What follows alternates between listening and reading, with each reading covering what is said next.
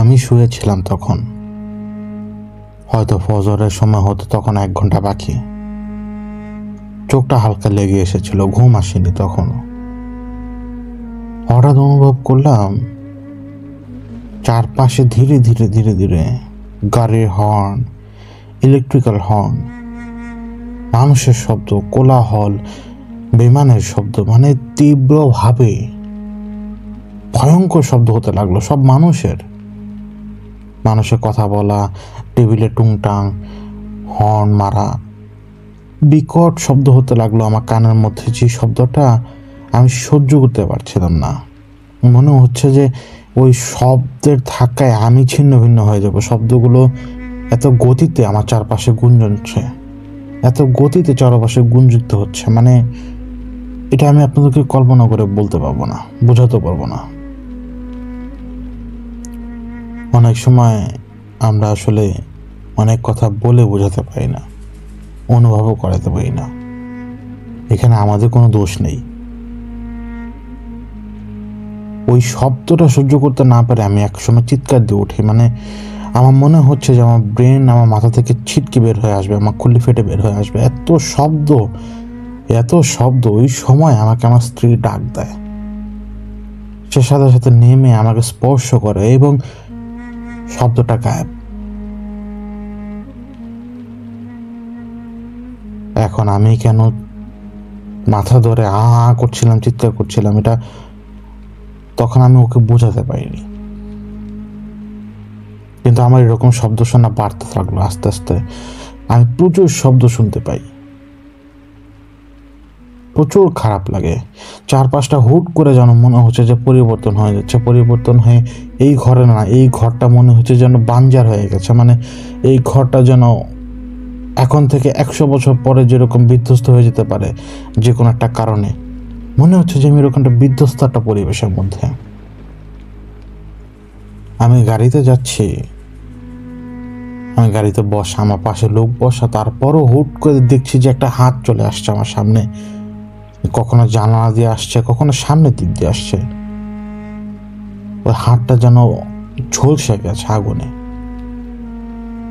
কখনো আমার পাশে এসে হুট করে কেউ বসছে, যে মানুষ না, মনে হয় যে মানুষ না সে, কিন্তু সে মানুষই, তাকে মানুষের মতোই লাগে, কিন্তু তার চেহারাটা যেন কেমন, তার তার আশপাশ থেকে কেমন যেন একটা ভাব। আস্তে আস্তে আমার মুখের স্বাদ নষ্ট হতে শুরু করে। আমার মনে হয় যে আমার পুরো শরীর ঠান্ডা। আমি সবাইকে বলতে লাগলাম যে আমার পুরো শরীর ঠান্ডা, আমার খালি ঠান্ডা লাগে, মানে আমার শীত লাগে না, মনে হয় যে আমার পুরো শরীর ঠান্ডা। আমি গোসলের পানি আমার শরীরে ঢাললেও মনে হয় যে আমি ঠান্ডা পানি ঢালছি, গরম লাগে না আমার। ডাক্তারের কাছে গেলাম, তারা থার্মোমিটার দিয়ে চেক করলো, সব দেখলো, বললো যে গায়ে তো জ্বর নেই, ইন্টারনাল টেম্পারেচার তো ঠিকই আছে। এখন আমি অনুভব করলে সেটা তো আসলে হয়তো কোন কেমিক্যাল রিয়াকশন আমার ব্রেনের। ওষুধ দিয়ে দিল আমাকে, ঘুমানোর ওষুধ। ঘুমানোর ওষুধ খেয়ে কেউ সুস্থ হয়? ঘুমিয়ে শুধু সময়টা নষ্ট করা যায়, রোগ থেকে তো কেউ বাঁচতে পারে না। কিন্তু আমি জানতাম এগুলো কেন হচ্ছে। আমি ঘুমাতে গেলে আমার সেই রাতের কথা বারবার মনে পড়ে। আমার এখনো মনে পড়ে যখন আমি বাড়িটা মারি, ওই শব্দটা, হাড় ভাঙার শব্দ, হাড় ফেটে চামড়া পেরিয়ে আসা হাড়,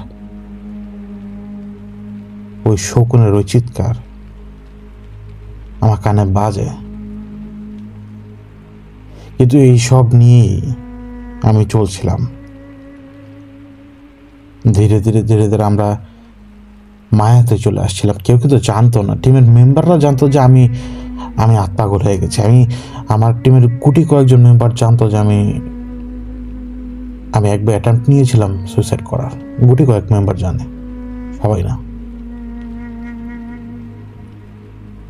আমি শব্দগুলো নিতে পারছিলাম না। আমি কয়েক মিনিট পর পর, কয়েক ঘন্টা পর পর প্রচণ্ডভাবে শব্দ আসতো আমার কানের মধ্যে। মানে এটা কোনো ব্যাখ্যা নেই, আমি নিতে পারছিলাম না। আমি সুইসাইডের চেষ্টাও করেছিলাম, এটা সত্যি কথা, কাপুরুষের মতো। আমার মনে হয়েছে যে যদি আমি ঝুলে যাই হয়তো আমার শব্দগুলো থেমে যাবে, এরকম লাগতো আমার। কিন্তু একবারও আমি পারিনি। কিন্তু আমি বুঝতে পারলাম যে আমার কপালে হয়তো এখন সময় নেই, এখন সময় হয়নি আমার যাবার, কিন্তু একদিন তো যাব, কিন্তু এখন না।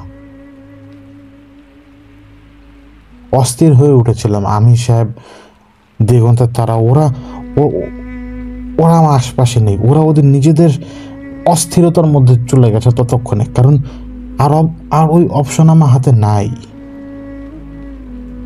দিগন্তের তারা এখন বদলে গেছে স্বাভাবিকভাবেই। অপশন ছিল না তো ওকে বাঁচানোর। আমার ওই একটাই রাস্তা ছিল আমার কাছ থেকে ওকে দূরে সরানোর, আর ঠিক ওই একটা রাস্তাই ছিল আমার কাছে আমি সাহেবকে আমার কাছ থেকে দূরে সরানোর। তারা আমার জন্য অনেক কিছু হারিয়েছে, আমি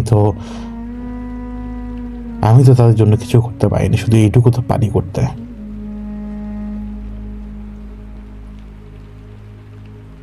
ওই অবস্থায় ধীরে ধীরে ধীরে ধীরে আমার মানসিক অবস্থা আরো খারাপ হতে শুরু করে। আমি গত কয়েক বছরের মধ্যে সবচেয়ে কঠিন সময় পার করছিলাম। ওই সময় মানে একদম নিরস হয়ে গিয়েছিলাম, ভিতরে কিচ্ছু নেই, কিন্তু জ্বালা পড়া হাত দেখা, ছাইয়ের গন্ধ পাওয়া, আর ঘুমাতে গেলে ওই শুকনের মতো চিৎকার, ওই চোখ, আমি এগুলো ভুলতে পারি না তখনও। কিন্তু ধীরে ধীরে ধীরে ধীরে নিজেকে সারেন্ডার করলাম আল্লাহর হাতে। অনেক অনেক আমি তওবা করলাম যে আমি আর জীবনও কোনোদিন টুলের উপর পা দিব না। আমি ওয়াদা করলাম আল্লাহর কাছে যে আল্লাহ, আমি কোনো দিন কোনো ঠুনকো কারণে আমি টুলের উপরে পা দিব না। যে টুলের উপরে পা দিয়ে আমি বেশ কয়েকবার চেষ্টা করেছি মরার জন্য। আমি তওবা করি ওনার কাছে আর সারেন্ডার করি নিজেকে। এবং আমি সবসময় দোয়া করতে পারি না, আমি সবসময় সারেন্ডার করতে পারি না নিজেকে। যখনই আমি সারেন্ডার করলাম আমি সেই অনুভূতিটা পাই, শান্তির অনুভূতি। মনে হয় যে শরীর থেকে এক রাশ ভার নেমে গেছে। তখন ওই শব্দগুলো কমতে শুরু করে, ধীরে ধীরে ধীরে ধীরে কমতে শুরু করে। এখনো শুনি না, এখনো শুনি কিন্তু অনেক কম, অনেক ফেইন্ট। হয়তো নিঃশ্বাস যেরকম নিঃশ্বাসের শব্দ হবে এরকম। তখন মায়া নিয়ে কাজ করতে হচ্ছিল, কারণ মায়ার সামনে আসার সময় হয়ে গেছে। তখন আমি বসে বসে তখন শাহ আমানতের কথা লিখছি আপনাদের জন্য, আর বাইরে আমি বইও পড়ছিলাম ওই দিন রাতের বেলা। আমি বই পড়ার এক পর্যায়ে দেখলাম যে একটা জোনাকি পোকা উড়ে এসছে।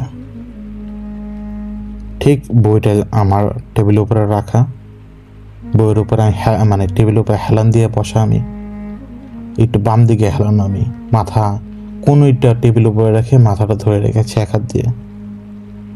জোনাকিটা এসে বসলো বইয়ের উপরে। জোনাকির টিপটিপানি দেখে আমি বুঝতে পারলাম যে দিগন্ত তারা এসেছে। আমি দরজার দিকে তাকাই, অন্ধকার ঘর। আমি দরজার বাইরে বুঝতে পারলাম যে দিগন্ত তারা আছে বাইরে, সে বাইরে অপেক্ষা করছে আমার জন্য।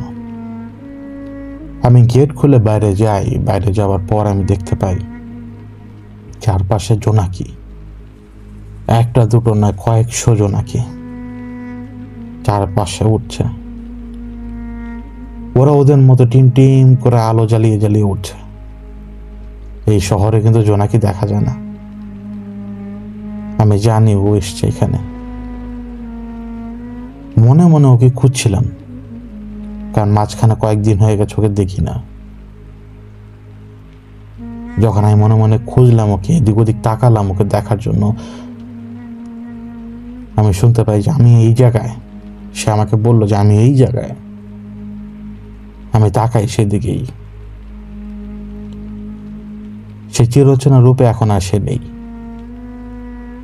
সে ওভারকোট নেই, সে হ্যাটটা এখন আর নেই। এখন একটা সবুজ আলখেলার মতো পরা,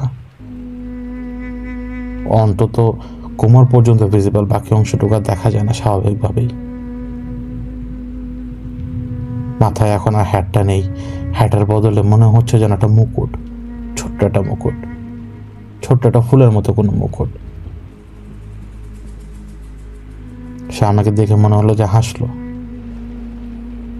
আমি তাকে বললাম ভেতর আসতে ঘরের। তো সে মাথা ঝুঁকিয়ে বোঝালো যে হ্যাঁ আসবে। আমি ঘরের দরজা বন্ধ করলাম। ঘরের দরজা বন্ধ করে ভেতরে ঢুকতেই দেখলাম যে বিছানা পাশে সে বসা। আমাকে জিজ্ঞেস করলো যে কি করছিলে। আমি টেবিলে যেয়ে বসে বললাম বই পড়ছিলাম আর লিখছিলাম। দেখুন তো, তারা জানে যে আমি আপনাদেরকে বলি অনেক কথা।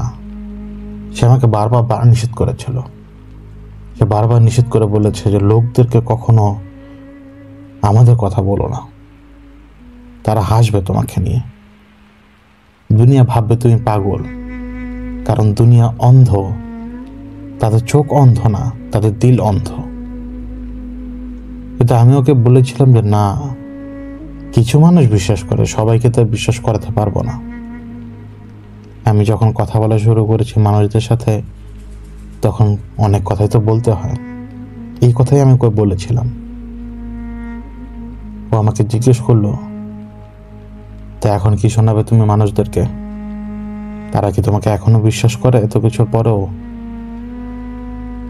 আমি দিগন্ত তারাকে বললাম, আমি এখন শাহমানাতে কথা বলবো ওদেরকে। এরপরে বলবো আমার জীবনে কি ঘটেছে।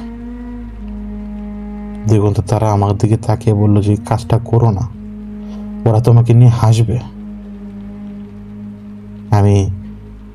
আমি বইটা বন্ধ করে বললাম, ওরা আমাকে নিয়ে হাসবে না। তুমি তো জানো না কিছু লোক বিশ্বাস করে। তুমি তো জানো না কিছু লোক তোমাকে না দেখেও ভালোবাসে। তুমি তো জানো না কিছু লোক তোমার মধ্যে তাদের হিরোকে খুঁজে পায়। তুমি তাকিয়ে দেখো, আমাদের সমাজে কিন্তু কোনো মানুষ নেই যার মধ্যে কোন হিরোর ভাব আছে। আমরা সবাই তো কাপুরুষ। মানুষ তোমার মধ্যে সেই হিরোকে খুঁজে পায়। তোমাকে তারা ভালোবাসে, জানো, তারা তোমাকে অনেক ভালোবাসে। আমি তোমাকে দেখালো হয়তো বুঝতে পারবে না তুমি। তারা তোমাকে ভালোবাসে, তোমার কষ্টে তারা ব্যথা পায়। তারা তোমার কথা জিজ্ঞেসও করে যে কবে তারা শুনতে পাবে যে আমি তোমার দূর দিগন্তের তারা। আমার এই কথাগুলো চুপচাপ শুনছিল। দিগন্তের তারা বললো আমাকে পরে, ওরা কি বিশ্বাস করে আমি আছি? আমি দিগন্ত তারাকে বললাম, হ্যাঁ, সবাই না করুক, একজন হলেও তো বিশ্বাস করে। তখন দিগন্ত তারা আমাকে বলল, যদি সেই একজনও যদি বিশ্বাস করে আমি আছি, তাহলে তাদেরকে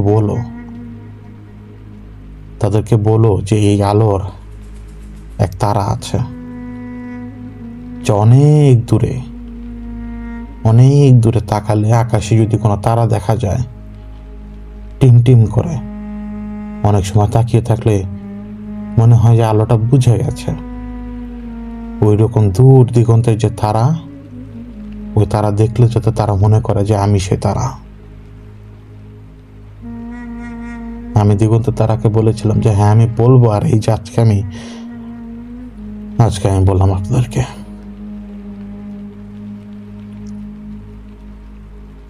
আমি জিজ্ঞেস করলাম যে তোমার এখন কেমন সময় কাটা, কেমন কি অবস্থা তোমার এখানে? দিগন্ত তারা আমাকে বলেছিল যে সবকিছু আনস্টেবল, এখন সবকিছু ঠিক করতে হচ্ছে এখন। আমি ওকে জিজ্ঞেস করেছিলাম রাসের কি খবর। তখন দিগন্ত তারা আমাকে বলেছিল যেটা তুমি ডিসাইড করবে যে তুমি ওকে কি করতে চাও। তখন আমি বললাম যে ওকে ধরে নিয়ে যাও, যদি ওর খোঁজ পাও ওকে ধরে নিয়ে যাও।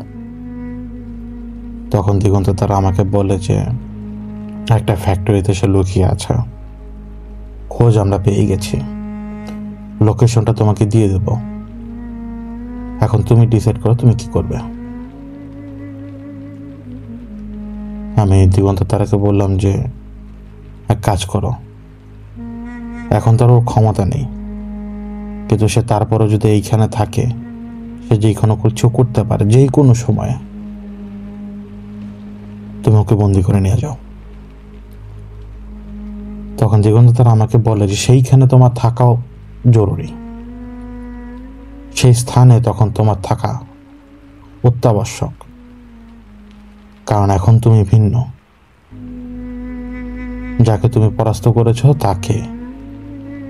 তাকে সারেন্ডার তুমি করাবে এবং তুমি তাকে বন্দি করাবে এবং তুমি তাকে নিয়ে যাবার হুকুম দেবে। আমি দিগন্ত তারাকে বললাম যে দেখো, আমি সব কিছু থেকে দূরে থাকতে চাই, এটা না করলে হয় না। তখন দিগন্ত তারা বলে না আলো, এটা এখন তোমাকে করতে হবে, রাজকে ধরে নিয়ে যাওয়ার সময় এখন। আমি আবার ঠাট্টা করে বললাম এখন আবার রাজ বলো, কয়দিন আগেও তো সুপ্রিম কমান্ডার বলতে। তখন দিগন্ত তারা আমাকে বলল যে এখন আমার সুপ্রিম কমান্ডার আরেকজন, এবং তার নাম রাজ না। আমি হাসলাম এবং আমি ওকে বললাম আচ্ছা আমি এক কাজ করি, আমি টামি সাহেবের সাথে কথা বলি। তো দিগন্ত তারা আমাকে বলল যে সে তো খুব ব্যস্ত এখন, ওই ইতরগুলো খুব জ্বালাচ্ছে ওকে। আমি চেষ্টা করেছিলাম ওকে সাহায্য করতে, কিন্তু ও সাহায্য নিতে চায় না। আমি বললাম যে না, দরকার নেই, সে এমনি ওটা পছন্দ করে না, তাকে কোনো সাহায্য করতেও হবে না তোমাকে এখন, বরং এটাই ভালো যে তার সমস্যাটা সে নিজে ডিল করুক। এখন আমাদের একটাই কাজ,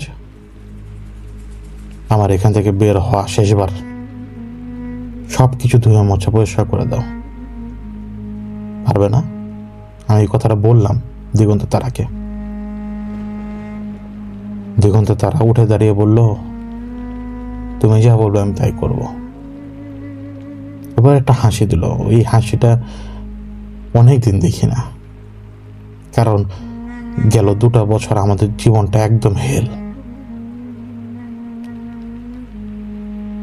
দিগন্ত তারা উঠে দাঁড়ায় এবং আমি টের পেলাম যে একটা জোনাকি আমার কাঁধের উপর এসে বসেছে।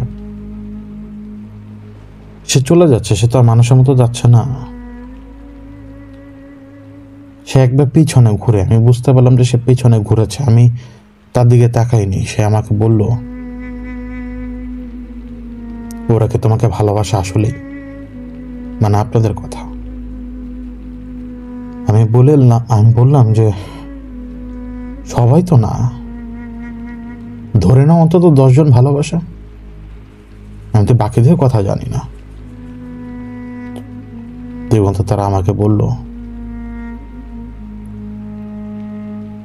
ওদেরকে বলো যে আমার আলোকে ভালোবাসে, সে আমাকেও ভালোবাসে।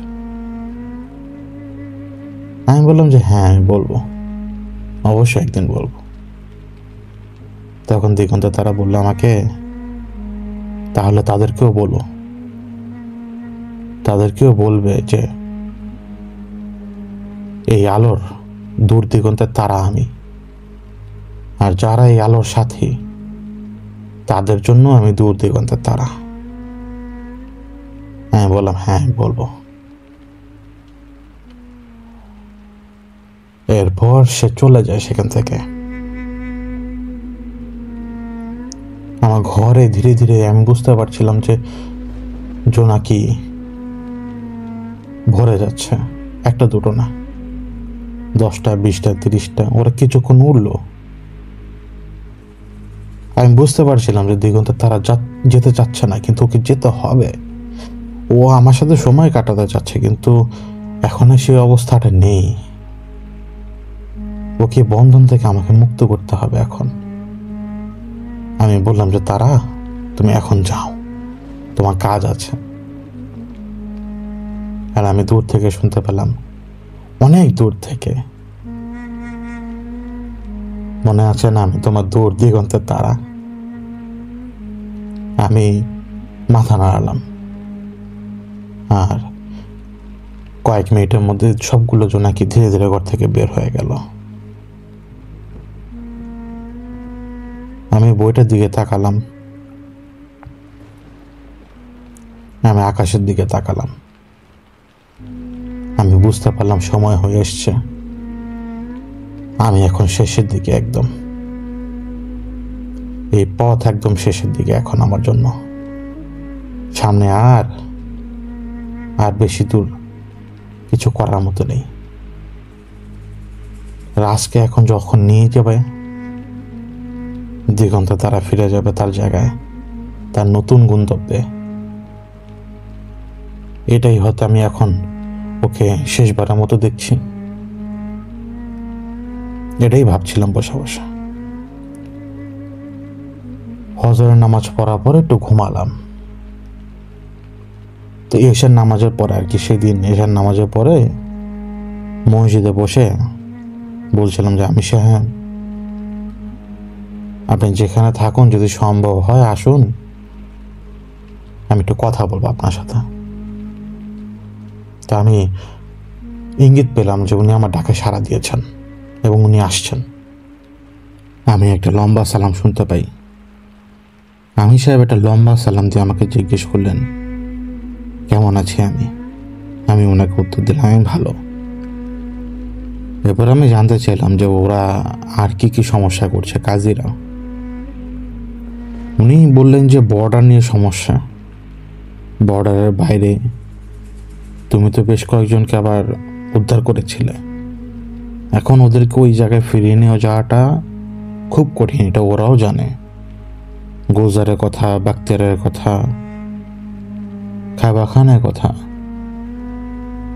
ওরা এগুলো ভোলেনি।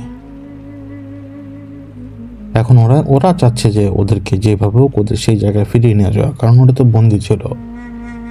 তুমি তোমার ক্ষমতা বলে ওদেরকে মুক্ত করেছ। আমি বললাম যে ওদেরকে তো আসলে ফিরিয়ে নেওয়ার অপশনটা নেই। এখন ওরা যদি আমার সাথে বার্গেন করতে চায় তাহলে বার্গেন করতে আসুক, সাহস থাকলে। এই মসজিদের মধ্যে আমি সাহেব হেসে ফেললেন। আমি বাতাসের মধ্যে ওনার একটা হাসি শুনতে পাই। উনি আমাকে বলে, ওদের সাহসটা এখন আর নেই। ওরা একদিন তোমার সামনে চিৎকার করে কথা বলেছিল, আজ সেই সাহস ওদের নেই তোমার সামনে এসে কথা বলবে। তখন আমি বললাম যে তাহলে এটা সমাধান আমি করে দিই। আমি সাহেব বললেন যে তুমি নিজ হাতে বহরের দায়িত্ব ছেড়ে দিয়েছ, তাহলে এখন এই বহরের ব্যাপারে তোমার কথা বলাটা সমীচীন না। তাহলে দেখা যাবে যে এখানে তুমি গায়ে পড়ে কথা বলতে এসছো এবং শক্তি প্রদর্শন করছো। এটা আসলে ঠিক হবে না, এটা আমাকে সামলাতে দাও, এটা আমরা সামনে নেব, বলো। আমি সাহেবকে বলি, দিগন্ত তারা এসেছিল এবং ওর কাছে ইনফরমেশন আছে অমুক ফ্যাক্টরিতে রাস লুকিয়ে আছে। এখন ও চায় আমি কি করব সেটার উপরে সব কিছু। আমি সাহেব বললেন যে কি করবে তুমি বলো। আমি সাহেবকে বললাম যে ওকে নিয়ে যাক, ওকে নিয়ে আটকে ফেলুক, কোনো ওকে মেরে আবার আরেক ঝামেলা খাড়া করানোর কোনো দরকার নেই। ওর শক্তি তো নেই, এটুকু আন্দাজ করা যায়। আমি সব বললেন হ্যাঁ, আন্দাজ তো করা যায়। তাহলে তুমি কি চাচ্ছ? তুমি চাচ্ছ তাকে বন্দি করে নিয়ে যাক? আমি বললাম হ্যাঁ। আমি সাহেব হঠাৎ একটা কথা বলে বসলো, দেখো তুমি কি ডিল করেছো এটা তোমার ব্যাপার, কিন্তু আমি তো তোমাকে ছেড়ে যাব না। আমি ওনাকে বললাম যে আমি জানি আপনি আমাকে ছেড়ে যাবেন না, আমি দিগন্ত তারাকে দূরে ঠেলে দিতে পারবো, কিন্তু আপনাকে পারবো না। আপনি আর যত কিছু হোক আপনি আমার আশপাশে থাকবেনই, এটা স্বাভাবিক। এখন ডিল এইটাই, আমি আর কোনো কাজ করতে পারবো না। হয়তো আমরা একসাথে কথা বলতে পারবো, একসাথে হাঁটতে পারবো, একসাথে চলতে পারবো, কিন্তু আমরা কোনো কিছুর মধ্যে ঢুকতে পারবো না। আমি বুঝতে পারলাম যে আমি সাহেব একটা দীর্ঘ নিঃশ্বাস ফেলেছেন। আমি বুঝতে পারলাম। উনি আমাকে জিজ্ঞেস করলেন যে তুমি কি ওকে দূরে ঠেলে ফেলে দিয়েছো সেটা? আমি ওনাকে বললাম যে আমি দিগন্ত তারাকে দূরে ঠেলে ফেলে দিইনি। ওর যে জায়গায় যাওয়ার কথা আমি ওকে সেখানেই রেখেছি। ও মরে যেত, ওর আশারাতে মরে যেত, আপনিও বাঁচতেন না, আমিও বাঁচতাম না। আমি আমার চোখে যেটা দেখেছি ওইটাই করেছি আমি। আপনি দিগন্ত তারা জীবনের দিকে তাকিয়ে দেখুন, ও সারাটা জীবন অশান্তির মধ্যেই কেটেছে। ও ছিল জেনারেল থেকে সে হয়ে গেল বহিষ্কারও এক সদস্য, আসামি, দাগি আসামি। কিন্তু তার আসল জায়গাটা ছিল ওই পারেই, এই পারে না, আমাদের সাথে না। ও ওই পারের লোক। দিগন্তে তারা মানুষের জন্য না, তার নিজের এলাকার জন্য। ওর ওই জীবনটাই আসল। ও যত আমার সাথে থাকবে তত ওর বিপদ বাড়তে থাকবে। এর চেয়ে বেশি ভালো হয় যদি সেটা পাহারাদার হতে পারে, যদি সে একটা অংশের, বিপুল পরিমাণ বড় অংশের পাহারাদার হতে পারে, তাহলে তো ওকে আর কেউ কিছু করতে পারবে না। এখনো পরওয়ানাধার, এখনো আরো বেশি উপকার করতে পারবে। ও যতদিন ধরে রাখতে পারবে ততদিন পর্যন্ত মানুষ তো অন্তত সেফ থাকবে। কারণ ওই শয়তানরা বের হলে আপনি জানেন কি হবে। ধীরে ধীরে খুন বেড়ে যাবে, রাহাজানি বেড়ে যাবে, মানুষের ক্ষতি বেড়ে যাবে ধীরে ধীরে। কিন্তু হ্যাঁ, একদিন তো সবকিছু ছাড়া পাবে, ওরা সবকিছুই ছাড়া পাবে ওদের। কিন্তু সেই দিন পর্যন্ত তো অন্তত মানুষজন তো অন্তত সেফ থাকলো। মানুষজন তো আর জানবে না। এখনই যতটুকু সাফার করে এইটুকুই সহ্য করতে পারবে না মানুষ। পরে আরো বেশি সাফারিং করলে তখন আর কিভাবে সহ্য করবে? সাফারিং তো ধীরে ধীরে পারবে আরো, এটা আপনিও তো জানেন। আমি সে বলেন, যেটা তুমি ভালো মনে করো সেটাই করো। কিন্তু একটা কথা কি, পেছনে তাকিয়ে দেখো, 10 বছরে কত মানুষের উপকার হয়েছে তোমার হাতে, কত মানুষ বেঁচেছে, কত মানুষ। ওদের দোয়া তো ছিল না, কোনো না কোনো ভালো কাজ তো ছিল। এই সবগুলো কাজের কথা তো ভুলে যাওয়া যাবে না। মানুষ আসবে তোমার কাছে, তারা ওই সে আশা নিয়ে আসবে, তাদেরকে খালি হাতে ফিরিয়ে দিবে? আমি উত্তর দিলাম হ্যাঁ। এছাড়া উপায় নাই, এছাড়া উপায় আমার জন্য নাই, আপনার জন্য নাই, ওর জন্য নাই।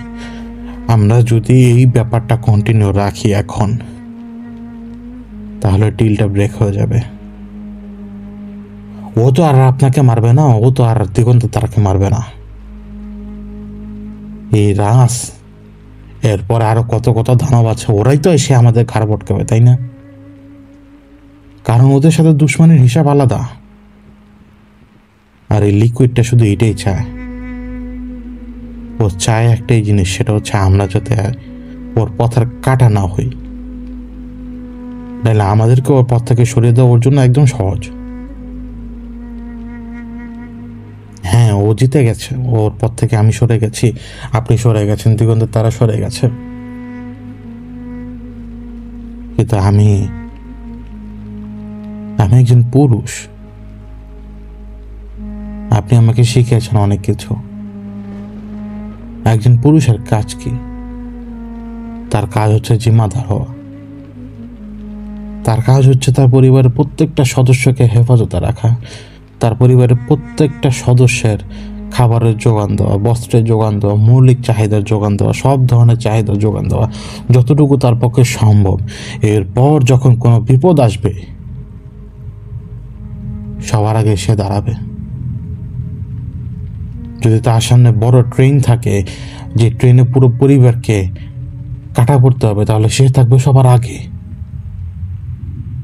সে এক মুহূর্তের জন্য সবার পিছনে থাকতে চাবে না, সে এক মুহূর্তের জন্য দেখতে চাইবে না তার পরিবারের সদস্যদের ক্ষতি হোক তার চোখের সামনে। সে চাইবে যে আগে আমাকে শুলে চড়ো।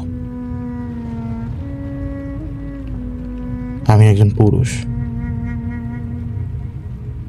সিদ্ধান্ত নেওয়া অনেক কঠিন।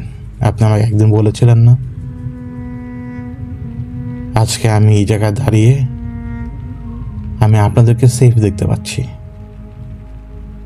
এটা কি বড় না? আমি সাহেব এগ্রি করলেন আমার সাথে। আমি সাহেব বললেন, আমি যে কথাটা বলেছি এটা ঠিক। আপাত দৃষ্টিতে আমরা কেউই বিপদের মধ্যে নেই। যোগ বিয়োগ গুণ ভাগের একটা তো ফলাফল থাকে, এই সব কিছুর ফলাফল এটাই। এই মুহূর্তে আমরা যে কজন আছি আমরা সবাই সেফ, শুধু এটা আমাদের জন্য। কিন্তু যারা ভুগবে, হয়তো আমার বদলে আরেকজন যাবে সেইখানে, বা তার বদলে আরেকজন। আল্লাহ তো আর কাউকে ঠেকাবেন না। দুনিয়াতে তো আর একজন চিকিৎসক নেই সব রোগের জন্য। দুনিয়াতে অনেক অসংখ্য চিকিৎসক আছেন যারা প্রতিনিয়ত মানুষের সেবা করে যাচ্ছেন। কেউ এই মুহূর্তে কোনো সার্জারি পারফর্ম করছেন, বা কেউ হয়তো কোনো রোগীর নাড়ি চেক করছেন এই মুহূর্তে, কেউ হয়তো এখন এন্ডোস্কোপি করছেন, কেউ হয়তো এক্স রে করছেন, কেউ হয়তো টেস্ট রিপোর্টগুলো দেখছেন। এক রোগের জন্য ডাক্তার তো অবশ্যই আছেন, শুধু আমরাই হয়তো এলিমিনেট হয়ে গেলাম, কিন্তু আরও লোক আছে। এবং আল্লাহ কাউকে ঠেকান না, বান্দাকে তিনি জায়গা মতো নিয়ে যান। এখন আমার নসিবে যদি কোনো কিছু থাকে সেটা তো হবে, এটা তো আপনিও জানেন। আমি সাহেব আমাকে বললেন যে তুমি বড় হয়ে গেছো অনেক। আমি বললাম আমি আর ছোট্ট কই, আমি তো ছোট ছিলাম আজকে থেকে 15-20 বছর আগে, এখন তো ছোট না। কিন্তু আমার এখনো মনে আছে আমি যখন বিছানার নিচে শব্দে আতঙ্কে আমি যখন পাগলের মতো, আমার আশপাশে আমার মা আছে, আমার ভাই আছে, ওরা তো জানে না, ওরা তো দেয়ালের ওই পারে। ওই দিন আপনি ছিলেন ওই জায়গায়, এক একটা মুহূর্তে আপনি ছিলেন। আমার মতো এরকম হাজার হাজার ছেলে মেয়ে আছে যারা একাকিত্বে ভোগে, যাদের মা আছে, বাবা আছে, ভাই আছে, বোনও আছে, কিন্তু তারা থেকেও নেই। পরিবার বুঝতে চায় না এটা, আপনি আমাকে বলেছিলেন। কিন্তু একসাথে বড় হতে দেখলে যেমন ভাই বোনের প্রতি শ্রদ্ধা থাকে না, বোনের যেমন ভাইয়ের প্রতি তেমন শ্রদ্ধা থাকে না, ঠিক তেমনি বাবা মারও সন্তানের প্রতি অত বেশি শ্রদ্ধা থাকে না। তার মনে করে সন্তানের খাওয়া হয়েছে তো কি হয়েছে, ঠিক হয়ে যাবে। বাবা মারা এটাই হিসাব করে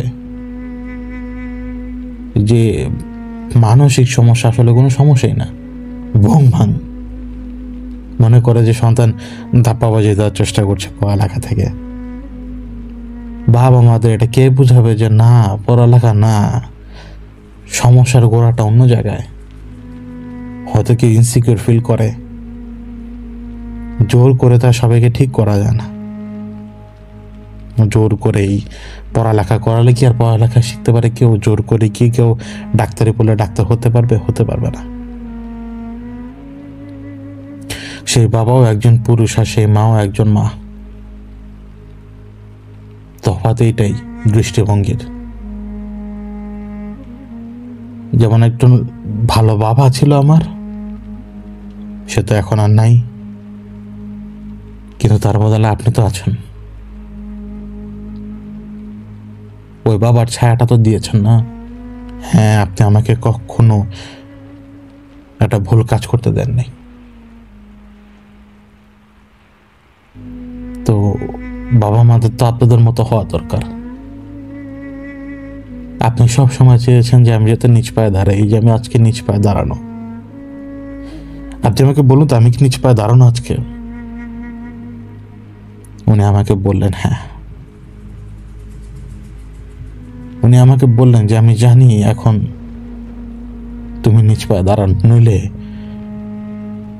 এত বুদ্ধি করতে পারতে না, তুমি এত শর্ট সময়ের মধ্যে তুমি পারতে না। তুমি যেভাবে ড্রাইভার ফিক্স করলে, তুমি জানতে যে ড্রাইভার ছাড়া মানে তোমার বাইরের খবর দেওয়ার মতো তো কেউ নেই, তুমি তো তোমার প্রিয়জনের জীবনের রিস্ক নিতে পারতে না, তুমি একজন ড্রাইভারকে খবর দিলে। তো এটা তোমার বুদ্ধির বাইরে না তো অন্য কি? তুমি নিজ পায়ে দাঁড়াতে শুরু করেছো, এটা আমি সবসময় চেয়েছি। তুমিই তো আমাকে সবার কাছ থেকে দূরে ঠেলে দিয়েছিলে, মনে আছে? যে সময় বেইজ্জত দাসীরা আমার পেছনে তোমার পেছনে লেগে পড়েছিল, তুমিই তো আমাকে সুড়ঙ্গের পথ ধরে চলে যেতে বলেছিলে, আর তুমিই তো আমার বহরের দায়িত্ব নিলে না? তুমি জানো আমার বহর তোমাকে নিয়ে কি পরিমাণ ফ্যাসিনেশন ওদের মধ্যে কাজ করে।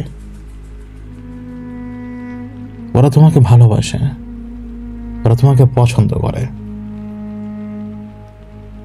এটা একটা মানুষ হিসেবে অনেক কিছু। বহরটা আমার, কিন্তু সেই বহরের তুমি ছিলে ক্যাপ্টেন।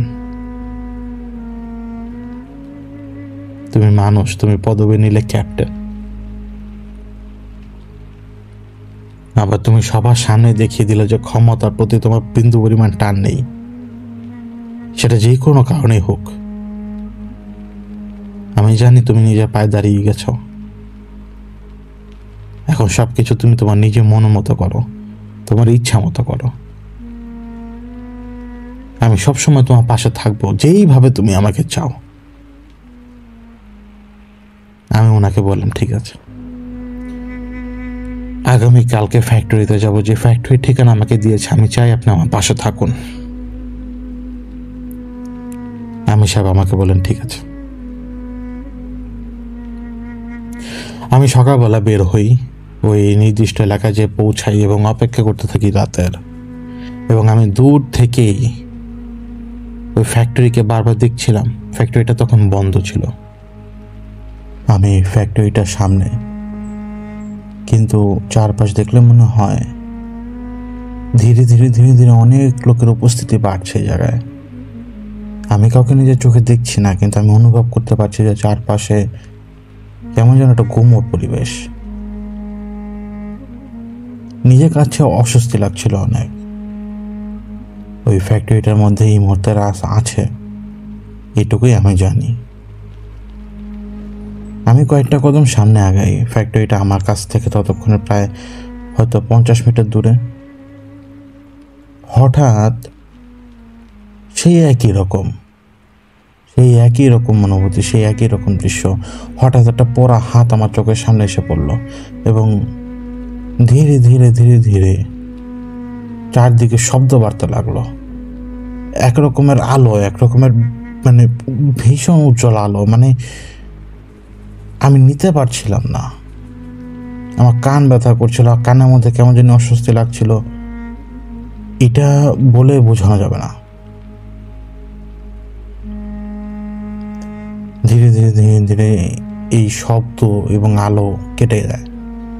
এই শব্দ এবং আলো কেটে যাওয়ার পর আমি বুঝতে পারলাম যে সে আমার সামনে এসছে, কারণ আমি পানির টিপ টিপ শব্দটা পেয়েছি। টপ টপ করে পানি যে পড়ে, এরকম শব্দ। আমি তাকিয়ে আমাকেই দেখছিলাম, ওই অতীতের আমি, ক্লাস 4-এ পড়া আমি দেখা মাত্র আমি জিজ্ঞেস করলাম, আমি এগুলো কি দেখছি? আমি যে এই হাত, মাথা, হুটহাট হাত পা জ্বলে যাওয়া মানুষজন, এই আলো, এই শব্দগুলো কি?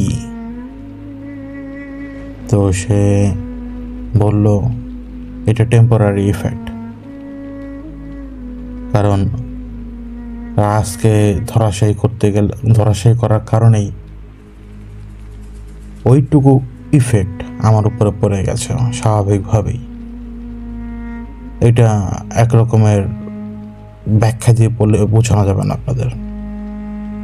তো সে বলল এখন এলিমিনেট করে দাও কিংকে, ডিলটা পূর্ণ হোক। এই শব্দ, এই আলো, এই দেখা অদেখা সব কিছু একেবারে নিমিষে মিলিয়ে যাবে। তখন আমি ওকে বললাম, আর আমি আর আমার পরিবার, আমি যে এত কিছু করলাম প্রত্যেকটা মানুষের সেফটির জন্য, তারা কি সেফ?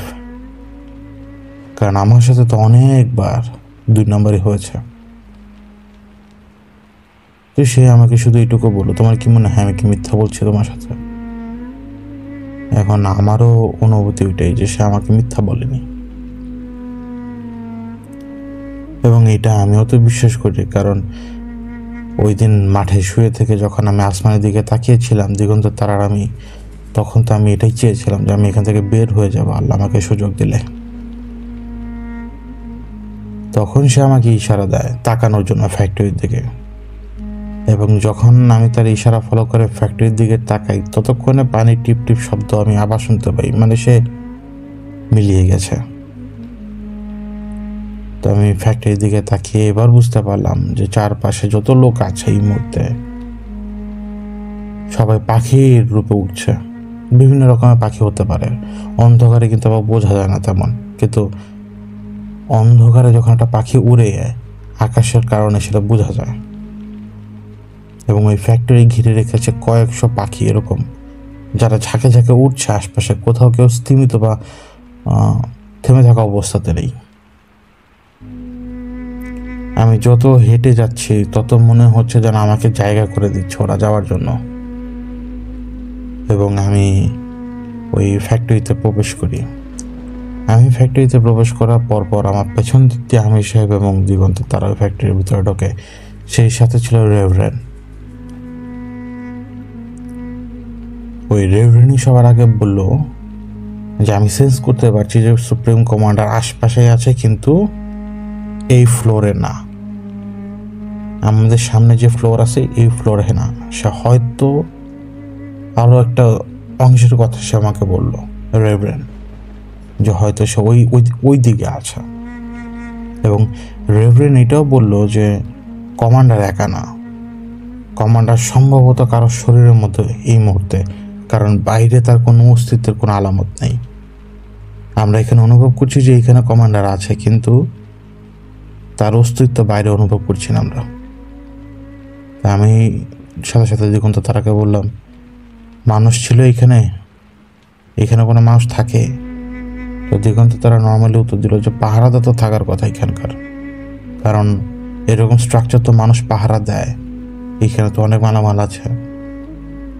তো বুঝতে আর বাকি রইল না যে রাস এই মুহূর্তে কোনো মানুষের শরীর পজেস্ট করে বসে আছে ওর নিজের সেফটির জন্য। আমরা ওকে খুঁজতে শুরু করি, এবং ঠিকই রেভারেন্ড যে জায়গাটা কথা বলেছিল সেই জায়গার কাছাকাছি আসা মাত্রই রেভারেন্ড একটা শব্দ করে কনফার্ম করে যে হ্যাঁ, কমান্ডার আশপাশেই। এবং আমি ওকে সবার আগে দেখতে পাই। অনেকগুলো মেশিন একবারে সোজা অবস্থায় রাখা। এই মেশিনগুলোর ডান পাশে একটা ফাঁকা করিডোর আছে, এবং এই করিডোরের মাথায় একটা টেবিল ল্যাম্প চলছে, টেবিল ল্যাম্প। এবং সেই ল্যাম্পের সামনে একজন লোক বসা, মোটামুটি স্বাস্থ্য, চেহারাটা কালো, মানে শীতল দৃষ্টিতে সে তাকিয়ে আছে। এত দূর থেকে আমি বুঝতে পারছি। এবং ধীরে ধীরে আমরা সবাই সেদিকে আগাই। যত সামনের দিকে আগাচ্ছি তত বুঝতে পারলাম যে হ্যাঁ, আমি মধ্যে যাকে দেখছি মানুষটার ভেতরে রাসার অবস্থান এই মুহূর্তে। সুপ্রিম কমান্ডার কিন্তু অনেক চালাক, সে জানে যে এই মুহূর্তে আমি কোনো মানুষকে হিট করতে পারবো না, কিন্তু এটারও একটা সমাধান যে আছে এটা আমি জানি। যত আমরা সামনে আগাচ্ছিলাম তত সে হাততালি দিচ্ছিল, কাঁদছিল। সে জানে যে সে হেরে গেছে, এবং সেই অ্যারোগেন্স, সেই যে ওর মধ্যে যেটা প্রতাপশালী হবার একটা ভাব, ওইটা কিন্তু তখনও যায়নি ওর মধ্যে থেকে, এটা স্পষ্ট বোঝা যায়। যখন আমি ওর সামনে যে দাঁড়াই, ওটা হাসি দেয়। ওর মানুষের শরীরের ভিতরে তো তার হাসিটা, ডান দিকের ঠোঁটের হাসিটা যতটুকু পারে চওড়া হয়েছে, বাম দিকে কোনো কিছু চড়াই হয়নি। মানে বাম দিকে ঠোঁটটা ঘুরেনি, নড়েনি, শুধু গালের এক পাশ নড়েছে, মানে ব্যঙ্গের একটা হাসি। তো সেই ইশারা দিয়ে চেয়ার দেখালো, বললো, বুঝালো আমাকে বসতে, কিন্তু আমি বসিনি। আশপাশে আমি বুঝতে পারছিলাম যে ধীরে ধীরে ধীরে ধীরে পদচারণা বাড়ছে। আমি অনুভব করতে পারছিলাম যে আশপাশে অনেক লোক। তো সাডেনলি সে বলে বসলো, সুপ্রিম কমান্ডারকে নেবার জন্য এত লোক, আমি তো একাই যেতে পারি, এত লোক তো আমার দরকার নেই। তখন রাস এই কথাটা বলার পরে দিগন্তে তারা উত্তর দেয় যে তুমি এখন আর আমাদের কমান্ডার নও, তুমি পরাজিত একজন, তুমি হেরে গেছে এবং তোমার জায়গায় এখন আরেকজন ক্যাপ্টেন। যেই ক্যাপ্টেন এখানে, সে এখন তোমার জায়গায় দাঁড়ানো,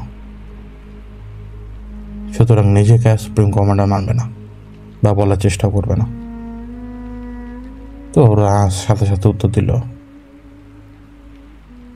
কুকুর যদি বেশি কথা বলে না, যদি কুকুর বেশি কথা বলে, বেশি ঘেউ ঘেউ করে, তাহলে কুকুরের মুখে টেপ মেরে দাও, নিঃশ্বাসও নিতে পারবে না, কথাও বলতে পারবে না। তখন সে বুঝে যাবে যে কোন জায়গায় মুখ খুলতে হয় আর কোন জায়গায় ঘেউ ঘেউ করতে হয়। মাস্টারের কথা সবসময় শুনবে কুকুর, কুকুর কথা বলবে না কখনো মাস্টারের উপর দিয়ে। তো ওকে রীতিমতো ঝাড়ি দিয়ে বলো চুপচাপ বসে থাকে এই জায়গায়। অ্যারোগেন্স ভরা, দেখলেও মনে হবে না যেটা মানে মানুষ এত অ্যারোগেন্সি দেখাতে পারে, মানে এত প্রতাপ মানুষ দেখাতে পারে না যখন কর্নার হয়ে যায়। তো এরপরে রাসপালটা আমাকে বলে যে আমাকেই বললো, তো তাহলে কি এটাই ছিল সে সব অপশন? তুমি আসবে আমাকে ধরার জন্য, তুমি একা আসতে পারোনি, তুমি এত লোক নিয়ে পুরো একটা বাহিনী নিয়ে এসেছো, এইটাই কি তোমার আর আমার সম্পর্ক? তো আমি ওকে উত্তর দিলাম যে তোর সাথে আমার কোনো সম্পর্ক নেই। তো আমাকে সাথে সাথে বললো যে মাইন্ড ওর ল্যাঙ্গুয়েজ। তো আমি ওকে বললাম যে তোর সাথে আমি ভালোভাবে কথাবার্তা করে মনে করি না এখন আর।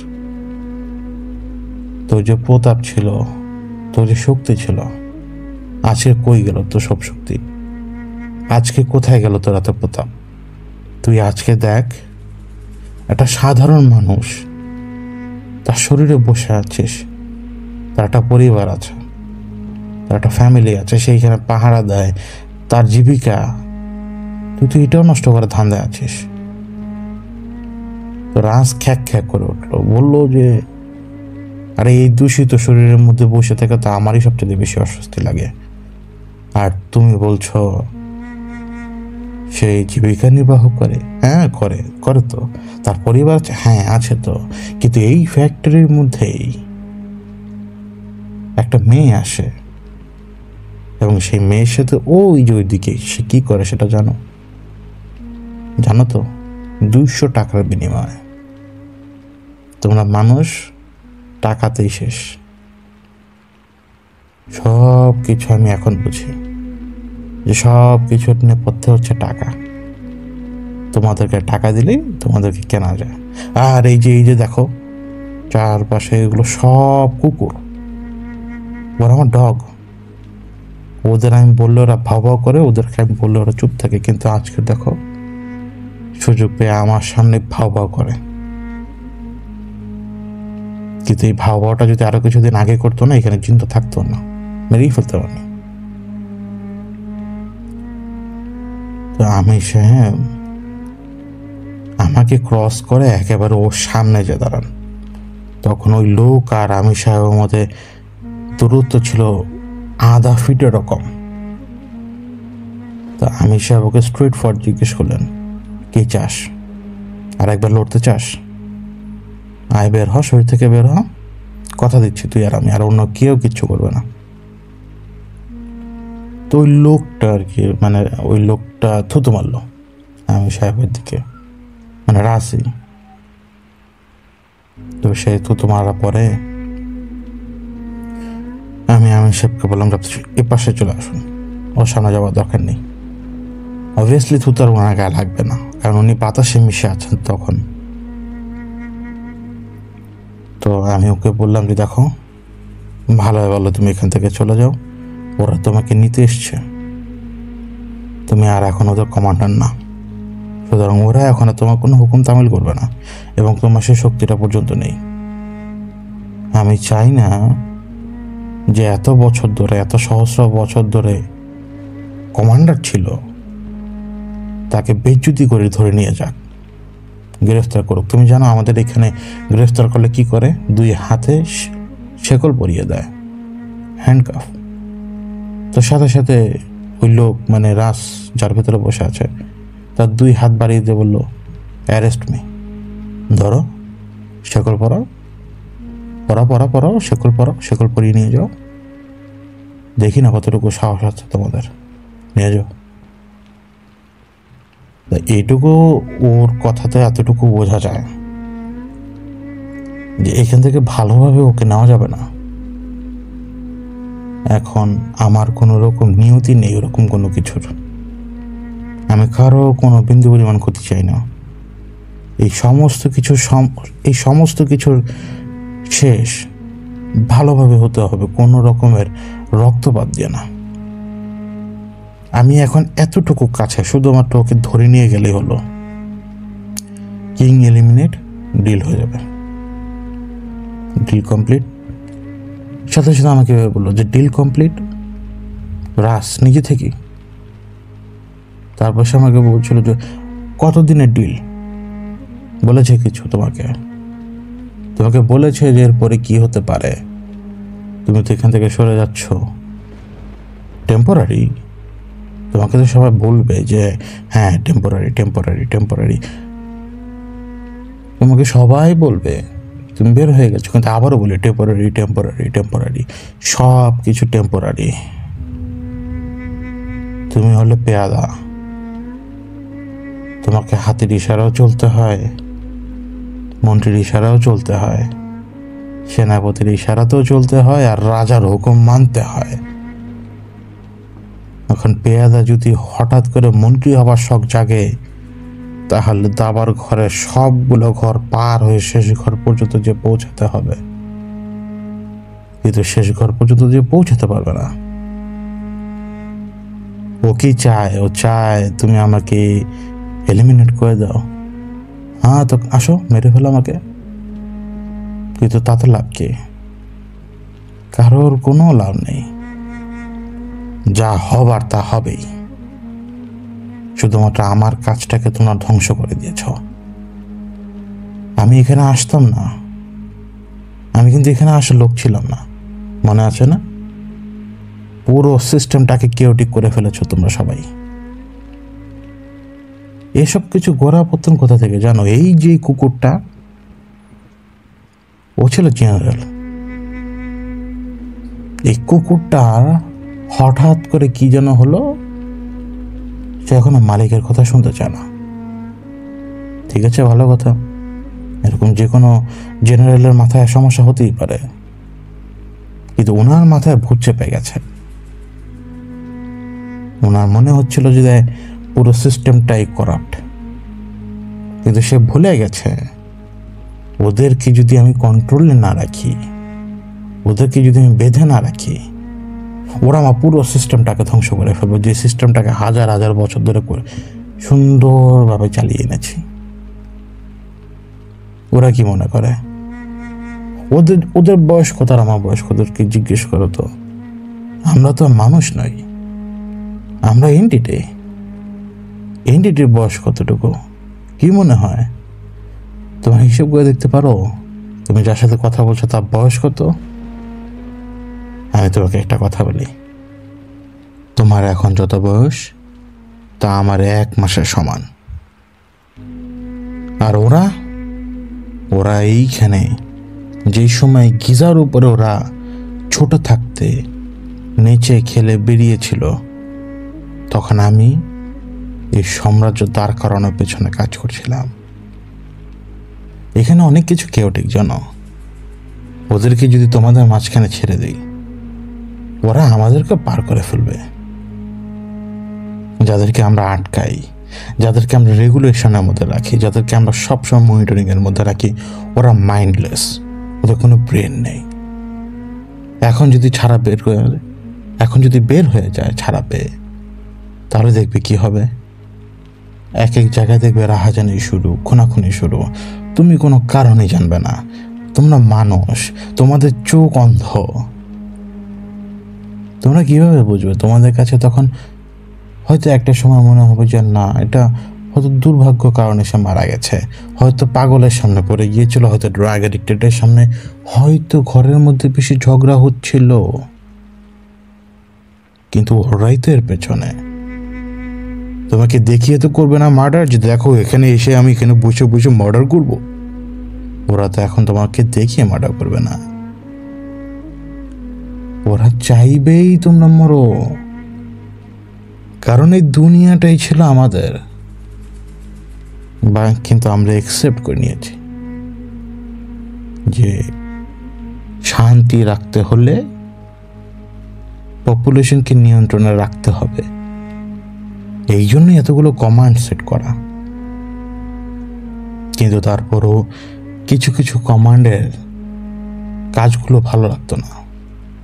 এই যে ধরো, এই যে এই কুকুরটা এখানে দাঁড়িয়ে আছে, এই কুকুরটা যে কমান্ডের আন্ডারে ছিল, যে ইস্টার্ন কমান্ডের আন্ডারে ছিল, সেইখানকার জেনারেল থাকা অবস্থায় সে কি কি করেছে সে বলেছে কখনো? সে কত রকমের যুদ্ধ বিগ্রহের মধ্যে কত কত লোককে সে মেরে ফেলেছে। ঠিকই, অমুকের বন্দুকের গুলি অমুকের দিকে ঘুরিয়ে দিয়েছে, তো অমুকের গুলি অমুকের দিকে ঘুরিয়ে দিয়েছে। এক ঢিলে দুই পাখি। কিন্তু আচমকা এই কুকুরটার কি যেন হলো, ওই দিন ভার্দুনে একটা মর্টার শেল পর একটা 16 বছরের ছেলের পাশে, ওই মর্টার শেলের বিস্ফোরণে ছেলেটা কিছুই ছিল না, অর্ধেক শরীরের মতো, হাত পা ঝুলেছিল শুধুমাত্র। ব্যাস, ওনার কি হলো, উনি সেইখানে আরেকজন সৈনিকের মধ্যে ঢুকে তাকে চালিয়ে পুরো সিস্টেমটাকে ধ্বংস করে দিল জায়গায়। তো অবাক করার ব্যাপার, সে সেখানে ক্ষান্ত হয়নি। তার হুট করে মনে হলো যে তার স্বাধীনতার দরকার। হয়ে গেল কি, এখন দেখো এই কুকুরটা এখন বেয়ারা। তোমরা যে পৃথিবীতে বসবাস করো, এই বেয়ারাদেরকে রাস্তায় ছেড়ে দিলে তোমরা বলো যে রাস্তার কুকুর। তো জেনারেল থেকে এক ধাক্কায় রাস্তার কুকুর হয়ে গেল। কিন্তু ও তো ভুলে গিয়েছিল যে বেইজুস কিরকম জিনিস। হ্যাঁ, আমি তো জানতাম। আর ওই স্কাউন্ডেলটাকে যদি আমি পেতাম, আমি ওর কি হাল করতাম এটা আমি জানি। এটাও তোমাকে ধন্যবাদ দিতে হয় যে তুমি ওই স্কাউন্ডেলটাকে ফিনিশ করে দিয়েছ। কিন্তু সেটা ফ্যাক্ট না। ফ্যাক্ট হচ্ছে ওই স্কাউন্ডেল চেয়েছিল আমার জায়গা নেবার। আলটিমেটলি তোমাদের হিসেবে জায়গাটা তো এখন তোমার। কয়দিন ধরে রাখবে? বেশি দিন পারবে না। তুমি এখানে কিভাবে জড়িয়েছ? তুমি তো একজন সাধারণ মানুষ, যার 90 সালে জন্ম। তুমি এখানে জড়ালে কিভাবে? ভেবে দেখেছ কখনো কিভাবে এত কিছুর মধ্যে সুন্দরভাবে ফেসে গেলে? মনে আছে তোমার প্রথমবার যেদিন আমাদের সাম্রাজ্যের মধ্যে ঢুকেছিলে, সেই দিন ওই স্কাউন্ডারেল বেইজুস সে টের পেয়েছে তুমি সেইখানে, তার জমিনের উপরে। তুমি আগে থেকে তো রাক্ষোভ ছিল ওর, এই কুকুরটার উপরে আগে থেকে তো রাক্ষোভ ছিল। তো সে কানেকশনটা পেয়ে গেল যে কুকুর তাকে বাঁচানোর জন্য এখানে চলে এসেছে। ব্যাস, আর কোনো কিছু দরকার পড়ে না। তারপরে সে আরো প্রলুব্ধ করলো তোমাকে, আরো প্রলুব্ধ করলো ওপারে আসার জন্য। ওপারের একটা মাত্র রুল, একটাই রুল, যদি এইখান থেকে কোনো কিছুর এন্ট্রি হয়, সেখানে যে এন্ট্রি নিয়েছে সে তার উপস্থিতি বোঝাতে দিতে পারবে না কাউকে। কিন্তু অতই চালাক, সে এতে সময়ের মধ্যে বসে পড়ল। সে জানে কিভাবে লুট করতে হয়, সে জানে কিভাবে ট্র্যাপে ফেলতে হয়। সে তোমাকে ট্র্যাপে ফেলে আবারও এখানে নিয়ে এলো, এবং কি হলো, রুলটা ব্রেক করালো সে তোমাকে দিয়ে। কারণ আমি যখন ওর কাছ থেকে হিসাব নিতাম, তখন আমি দেখতাম যে ইচ্ছা করে একটা সাধারণ মানুষ নামে পিঁপড়ার উপরে হামলা করেছে। তো সেটা তার হলো না। পরিস্থিতিটা এমনভাবে দেখালো যে তুমি কালপ্রিট। মেরে পরে পাঠালো পরোয়ানাদারকে, রাস্তা থেকে তো সরিয়ে দিয়েছে সবাইকেই। সিলসিলা তো চলতে থাকলো। সে বুঝতে পেরেছিল যে বাই গড তুমি স্ট্রং। দেখতে তো পুরো আপদমস্তক পোকা, গাধা, গন্ধ আসে তোমাকে দেখলে। মনে চায় তোমাকে দুটো লাথি মারি এখনই, তোমার চেহারাটাকে দোলে মুচড়ে শেষ করে দিই। আমার সামনে বসে বসে নিঃশ্বাস ফেলছো, তোমার এই নিঃশ্বাসটাও মনে হচ্ছে গন্ধ। তারপরও আমি অবাক হই, একজন হাই কমান্ড কিভাবে তোমার পিছনে লাগলো। পরে আমি যে দেখি যে কুকুর টাইগার হাজির, এই কুকুরের জন্য সব। কুকুরটাকে ক্যাপচার করো, কুকুরটাকে পেইন দাও। এই খেলাটা খেলতে খেলতে খেলতে খেলতে কোন সময় যেন পার্সোনালি জড়িয়ে গেল তোমরা সবাই। হ্যাঁ, আর তখন উপায় ছিল না। যখন আমি ইনফরমেশন পেলাম ওই গোপন বৈঠকের, একদিন দুদিন না, 3 দিন, 3 বার আমাকে সরানোর ফোন দিয়ে, অথচ ওরা আমার সামনে জন্ম, ওরা আমার সামনে আকাশে বাতাসে উড়িয়ে বেরিয়েছে। আমার জায়গা নেবে ওরা, ওদের সাহস করতে বড়। তখন আমাকে আসতেই হতো, এবং আমি এসে দেখলাম যে বেচারা তুমি শুধু মার খাচ্ছ, তুমি শোকে দিশাহারা। কারণ অজনিয়াকে সে তার ভাইকে খুন করে পানির মধ্যে ফেলে দিয়েছে। তুমি তো আপাদমস্তক গাধা, তুমি তো জানতেও না অজনিয়া তার ভাইকে বাঁচিয়ে দিয়েছে। কি জানতে? অবশ্য পরে জেনেছ, এখন আর সেটা ম্যাটার করে না। কিন্তু ওই অজনিয়াকেও তো মেরে ফেললে। ওই ঘুরে ফিরে তোমার পিছনেই সবাই গেল, তোমার পেছনে যেই গান্ধী মত, তোমরা বলো না গান্ধী মত। না, ভেবেছিলাম যে আমি তোমাদের জন্য সবকিছু সহজ করে দেব। আমার মেয়েটাকে আটকানোর দরকার ছিল না তোমাদের, আমার মেয়েটাকে আটকানোর দরকার ছিল না। আর আমার মেয়েটা মরার সময় তুই ছিল ওই জায়গায়। তুই যদি ওইখান থেকে না উঠাতি, আমার মেয়েটাকে যদি মুক্ত করে দিতে, তাহলে আজ এই দিন তোকে দেখতে হতো না। আমার মেয়েটাকে ও মেরেছে। ও কি জিনিস তুই জানিস? ওকে তুই ছুতে পারবি না, ওকে তুই স্পর্শ করতে পারবি না। ও এইখানেই নেই, ও এখানেই নেই, আমাদের সুপ্রিম লিডারের কাছেও নেই।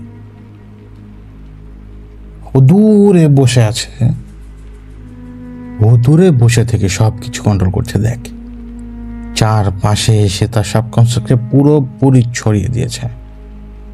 পরে কনসিয়াস মাইন্ড প্রত্যেকটা লোককে শেষ করে ফেলেছে ভেতর থেকে, সবাইকে প্রলুব্ধ করছে।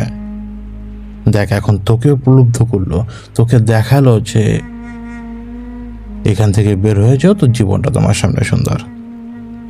তোর কি আদৌ মনে হয় যে তোর জীবন সুন্দর হবে? তোর জীবন আমি থাকতে সুন্দর হবে? আমি কি ভুলে যাব তুই কি করেছিস আমার সাথে?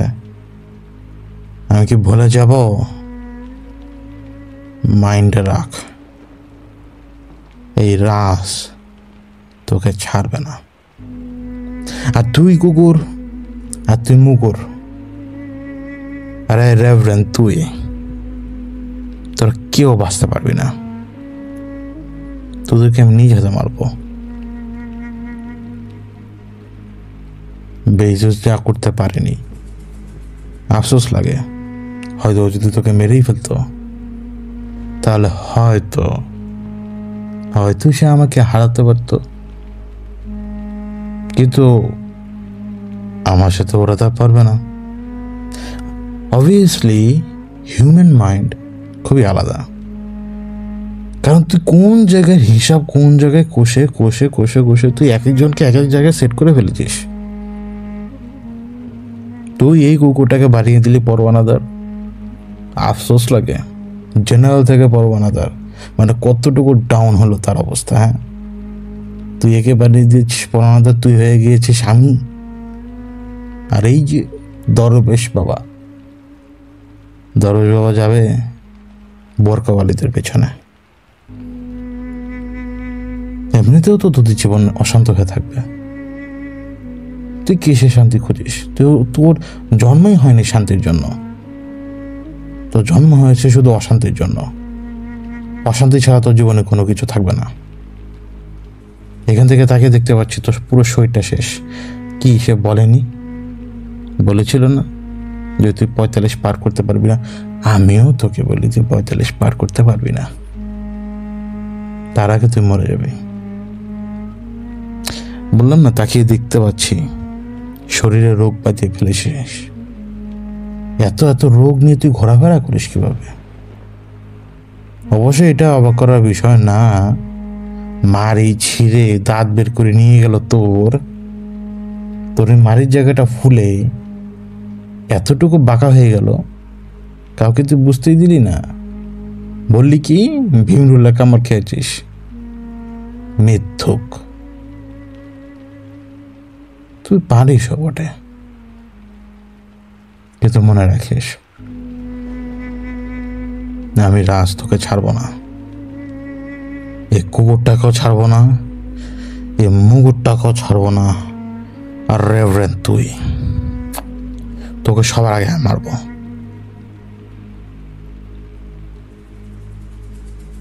তোর কি মনে হয় আমি এখানে এমনি এমনি বসে আছি? আমি জানতাম তুই আসবি। এখন কি চাস? আমি এখান থেকে তো যাব না, তাহলে আমার মাথা কেটে ফেল।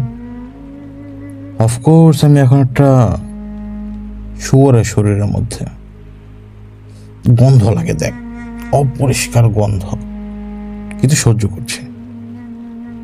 ওর মাথা কাট, ওর মাথা কাটলে আমার মাথাও কাটা যাবে। কাটতে পারবি না। আমি তোকে যে অবকাশটুকু দিয়েছিলাম, আমি মনে করেছিলাম যে তুই নিজেকে গুছিয়ে নিতে পারবি।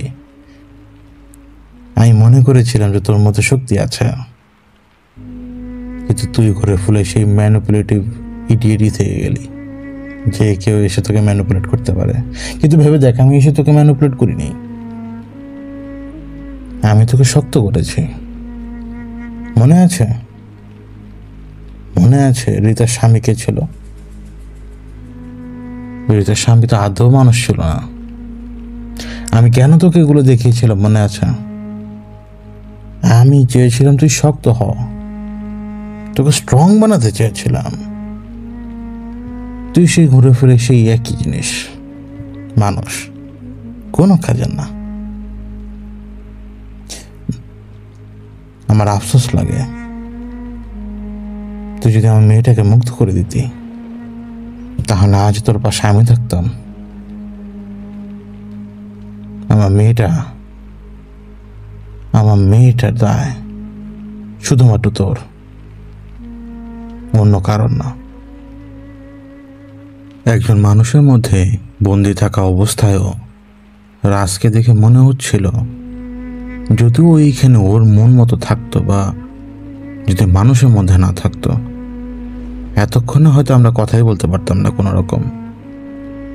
হয়তো এখানে অনেক বড় ঘটনা ঘটে যেতে পারতো। ওর বডি ল্যাঙ্গুয়েজ, ওর চোখের ধরন, কথাবার্তার ধরন কোনো কিছুই সুবিধাজনক ছিল না। তারপরও আমি তাকে দুটো প্রশ্ন করেছিলাম।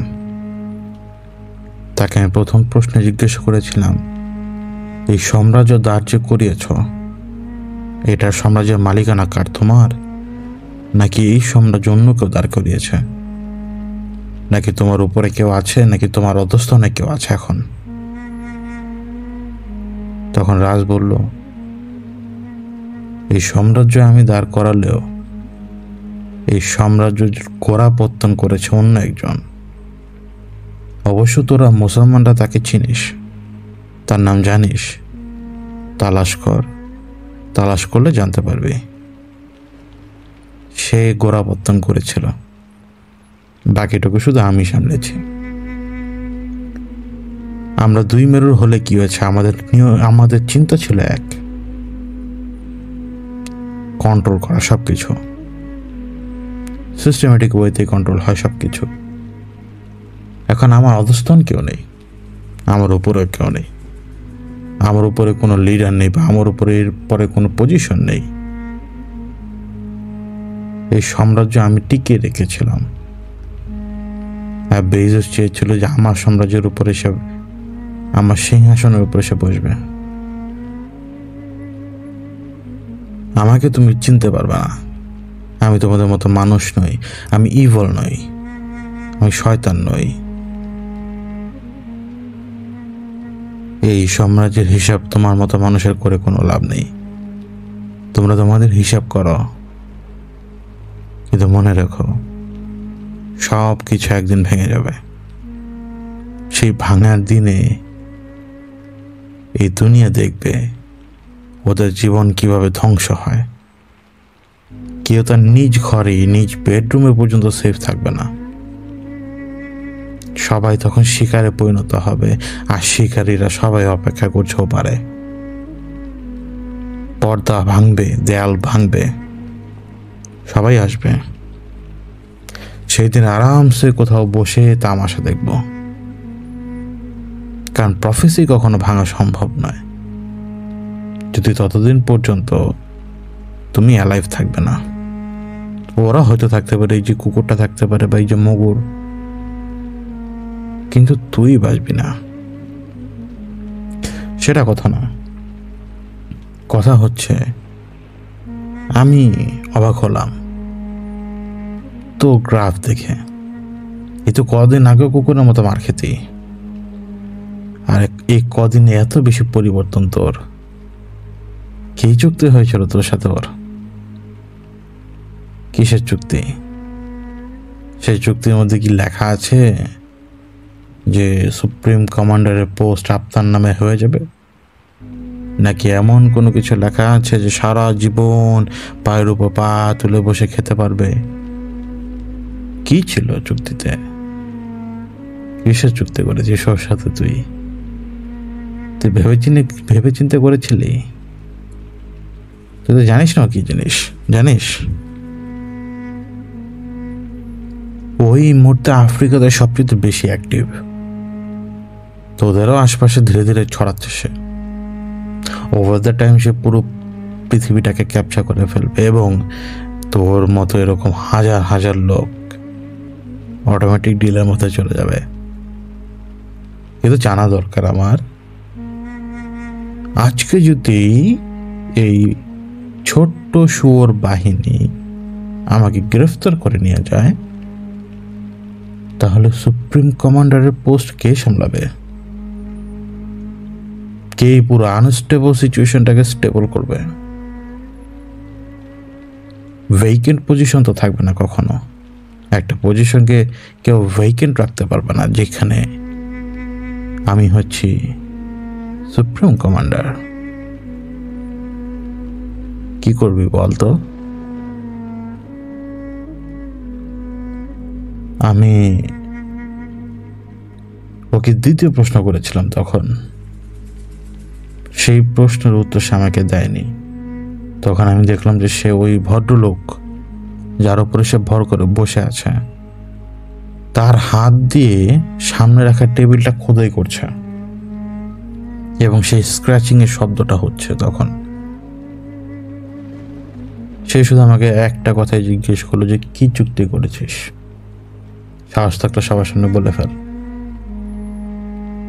সে আমাকে চ্যালেঞ্জ করে দিল সত্য কথা বলার জন্য। আমি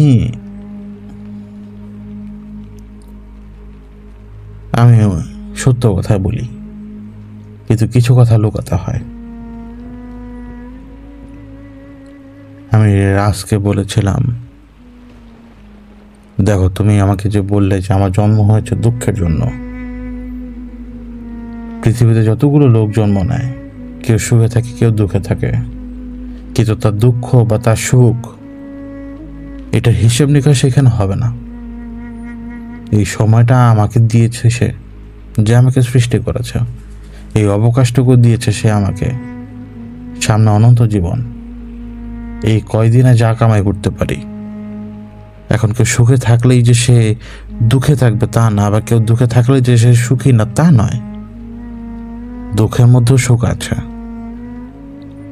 আর দুঃখ তো যদি আসেই তাতে সেই দুঃখের কারণ তো আরো বেশি। আমি তার কাছেই তো যাবো, তাই না? কারণ আমার দুঃখের কথা তার আমি তোমাকে বলবো না, তাকেই তো বলবো যে আমাকে সৃষ্টি করেছেন। দুঃখটাও উনি দিবেন, খুশিটাও উনি দিবেন। এবার যদি তুমি আসো যুক্তির কথায়, তোমাকে আমি একটা ছোট্ট একটা গল্প বলি। এই দুনিয়াতে একজন ব্যক্তি ছিল যে সর্বোচ্চ ক্ষমতার মালিক। একজন ব্যক্তি, তুমি তাকে চেনো না, দেখেছো কিনা সেটা আমি জানি না। তুমি তো দাবি করছো যে তোমার বয়স 1000-এর উপরে, তুমি এন্টিটি, তুমি মানুষের মতো না। একজন ব্যক্তি ছিলেন এই পৃথিবীতে যার সাথে তোমাকে আমাকে যিনি সৃষ্টি করেছেন তার সাথে শুধুমাত্র একটা পর্দার তফাৎ ছিল। সে ব্যক্তি এত কাছাকাছি গিয়েছিলেন তার, সেই ব্যক্তির উপর ওহী নাজিল হয়েছে, এবং সেই ব্যক্তি দুনিয়াতে সবচেয়ে বেশি দরিদ্র ব্যক্তি ছিলেন। অর্থ সম্পদ ছিল না তার হাতে, কষ্ট পেয়েছেন, এবং সেই কষ্ট পেয়ে সে দাওয়াত দিয়ে গেছে, তার রবের হুকুম পালন করেছে সে, যাকে আমরা কেউ দেখিনি, কিন্তু তার জন্য আমরা জান দিয়ে দিতে পারবো। জানো, এমন এক ব্যক্তি সে। সেই মহা ক্ষমতাবান ব্যক্তি, সে চাইলে পুরো মক্কা দখল করে ফেলত। তার জন্য এটা একদম সহজ। তবুও সে যখন একবার দূর এলাকা থেকে হজ করার জন্য সে যখন আসে, তখন কাফেররা বাধা দেয় তাকে, এবং হানাহানি রোধ করার জন্য সেই সর্বোচ্চ ক্ষমতাধর ব্যক্তি, যার সাথে ফেরেশতারা চলাফেরা করে, যার কাছে জিব্রাইল আসেন, যিনি জান্নাত জাহান্নাম দেখে আসছেন, যার মধ্যে শুধুমাত্র একটা পর্দা তফাৎ ছিল স্রষ্টার এবং তার মধ্যে, তার মতো লোক একটা চুক্তি করে। জানো, শুধুমাত্র চুক্তি, সেটাকে আমরা হুদাইবিয়ার চুক্তি বলি। কিন্তু কাফেরটা জানতোই না যে এটাই ওদের ধ্বংসের শুরু। এরপরে যখন সেই ক্ষমতাবান ব্যক্তি আবারও ফিরে আসেন, তখন তিনি সেই শহরটাকে জয় করে নেন। যারা চুক্তি করেছিল তাদের চুক্তি ভঙ্গ হয়ে যায়। তারা চুক্তি করেছিল যে এই ব্যক্তিকে তারা আটকাবে, যেই কোনোভাবে, পলিটিক্যালি হোক, যেই কোনোভাবে হোক, গায়ের জোরে তার পারবে না। কিসের পলিটিক্স আর কিসের গায়ের জোর? স্রষ্টা যেটা ডিসাইড করে রেখেছেন সেটা কে ঠেকাবে বলো?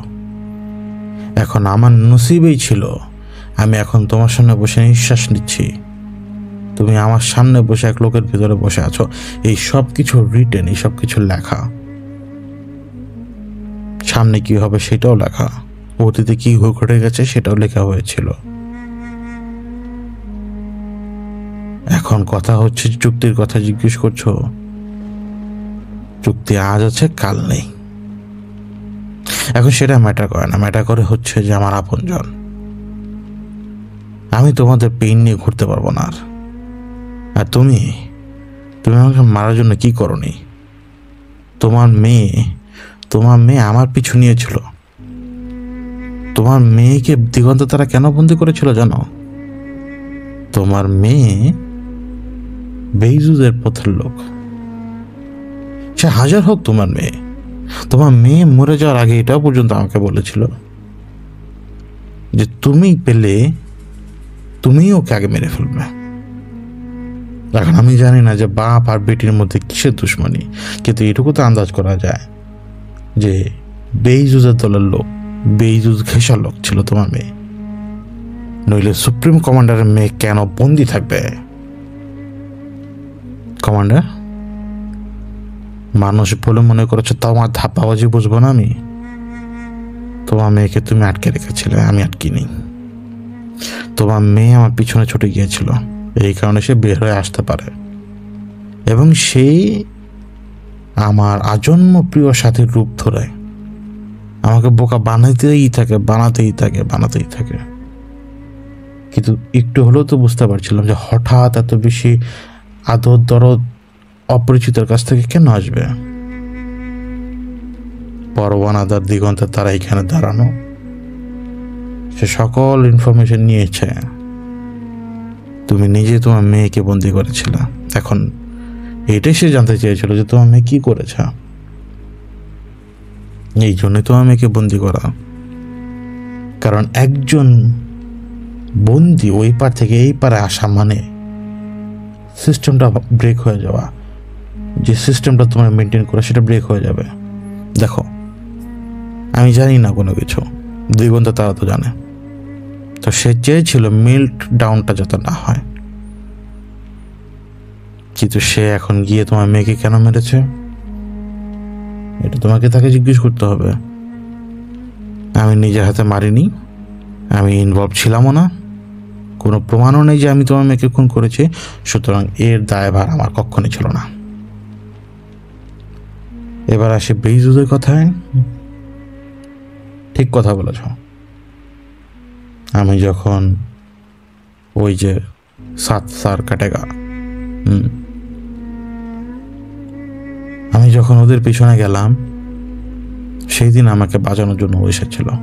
এবং এটাই আমি বিশ্বাস করি যেটা তুমি বললে, যে বেইজুজ এই সময়ের জন্য অপেক্ষা করছিল, কারণ সে তার মতো প্ল্যান সাজিয়েছিল দিগন্ত তারাকে ক্যাপচার করার জন্য। কিন্তু সে শুধুমাত্র দিগন্ত তারার পেছনে ছিল না, সে এক দিকে সমস্যা তৈরি করে মূল জায়গা থেকে তোমাকে দূরে সরাতে চেয়েছিল শুধুমাত্র তোমার জায়গাটা দখল করার জন্য। এবং সে এইটুকু বোঝানোর চেষ্টা করেছিল একজন হাই কমান্ডার একটা মানুষের সাথে দ্বন্দ্বে জড়িয়ে পড়েছে, যেটা তোমরা কখনো কল্পনাই করবে না কেউ। তাহলে অবশ্যই এটা হেভিলি ইম্পর্টেন্ট ম্যাটার। এই জন্যই তো তোমার নোটিশ এসে চলে গেছে। এখন তুমি তদন্ত করার পরে কি পেয়েছো সেটা তো আমি জানি না, কিন্তু সে সাকসেসফুলি তোমাকে টেনে এনেছে। কিন্তু এবং মনে করে দেখো, তোমাকে মেরে ফেলার জন্য আমাকে বলেছিল, আমি কিন্তু মারিনি তোমাকে। এবং আজকে এই জায়গায় চেয়ারে বসে বলছি তুমি আমার উপকার করেছো, তাহলে তোমাকে মারবো কেন? কিন্তু এরপরে যে কাজটা তুমি করেছো, তুমি আমির সাহেবের উপরে হামলা করেছো, তুমি দিগন্ত তারার উপরে হামলা করেছো, তুমি আমাকে মারতে চেয়েছ। তোমার মেয়ে যাকে তুমি নিজে আটকেছ, নিজের আত্মসম্মান ঠেকানোর জন্য, বাঁচানোর জন্য তুমি আমাদের উপর হামলা করলে। এই জন্য তুমি আজকে সফল না। দেখো, তুমি নিজে তো বললে যে শরীরটা শুয়োরের মতো, শুয়োরের শরীরের মধ্যে বসে আছো। এইটাই হচ্ছে তোমার ডাউন বা অবনতি। তুমি দিগন্ত তারাকে ইশারা করে বললে না, জেনারেল থেকে পরওয়ানাদার ডিমোশন। তা একজন সুপ্রিম কমান্ডার শুয়োরের শরীরের মধ্যে কি করে? এই কথাতে ওর প্রচণ্ডভাবে গায়ে লাগে। ওর টেবিলে 3 বা 4 থাপ্পড় মেরে উঠে দাঁড়ায়, ফুসফুস করতে থাকে সাপের মতো। এবং আমি এটুকু বুঝতে পারি যে চারপাশ থেকে ওকে কেউ ঘিরে রেখেছে। আমি কাউকে দেখছি না, কিন্তু এটুকু বোঝা যায়। এবং দিগন্ত তারা বলল শান্ত হতে। রাজকে শান্ত হতে বলে।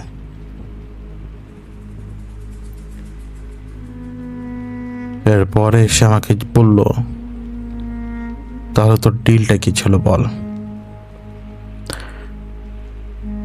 আমি বললাম যে এই কথা বলে কোনো লাভ নেই, এই চেয়ে বেশি ভালো হয় যে তুমি ভালো ভালো এখান থেকে চলে যাও। কিন্তু রাজ আচমকা আমাকে একটা শর্ত দিল কঠিন, যে চুক্তিতে কি ছিল, এক একটা কথা যদি আমি তাকে বলি, যদি কোনো কথা না লুকাই, তাহলে সে এখান থেকে যাবে। আমি তাকে গোপন কথাগুলো বলি এবং এর বাইরে বলি তোমাকে এলিমিনেট করার কথা, মানে রাজকে এলিমিনেট করার কথা, এবং দিগন্তের তারা এবং আমির সাহেবকে স্যাক্রিফাইস করার কথা, এবং আমার সরে যাওয়ার কথা। রাজ দাঁত বের করে হাসছিল মানুষের শরীরের মধ্যে থাকা অবস্থায়। সে বলল যে সাকসেসফুলি সে তোমার এবার একটা গালি দিল, আমাকে মেরে দিয়ে গেছে, এভাবে বললো কথাটা। আমি ওর কথাকে আর ওইভাবে পাত্তা দিইনি, কিন্তু সময় হয়ে এসেছিল। আমি রাজকে বললাম, যদি ভালো ভালো সারেন্ডার করো, ওরা যদি তোমাকে নিয়ে যায়, তাহলে এখানে কোনো ঘটনা ঘটবে না এখন আর। কিন্তু মনে রাখো, মাছ একটা এসে গিলেছে না, এরপরে আবার কোনো মাছ এসে গিলবে না, আমি তোমাকে গিলে ফেলবো। আমি ওয়াহিদ তোমাকে কথা দিচ্ছি, আমি অমুকের ছেলে, তোমাকে গিলে ফেলবো, তুমি আমাকে আর কিচ্ছু করতে পারবে না। রাজ আমার দিকে তাকিয়েছিল। এটুকু বোঝা গেল যে সে সারেন্ডার করেছ, কারণ তার হাতের অপশন নেই। সে আহত এবং এই কারণে সে এইখানে আশ্রয় নিয়েছে। অ্যারোগেন্সি থাকলেও সে কিছুই করতে পারবে না এখন আর, এবং তাকে সেটা মেনে নিতে হবে, তাকে সেটা অ্যাপ্রিসিয়েট করতে হবে। কারণ দিগন্তের তারা এখন পরবানাদার। রাজ সব কিছু যখন নষ্ট করছিল, সে কোনো পাহারাদার রাখেনি, কোনো কিছু রাখেনি। লেজিটিমেটলি একজন আছেন এই মুহূর্তে যে ক্ষমতায় দাঁড়াতে পারবে, সে হচ্ছে দিগন্তের তারা। এবং এই সব কিছু ওই পারে যত কিছু কেওটিক হচ্ছে, মানে যত ধরনের অরাজকতা চলছে, সব কিছু আগুনকে সামলাতে হবে। এটা দিগন্তের তারাও জানে, আমিও জানি।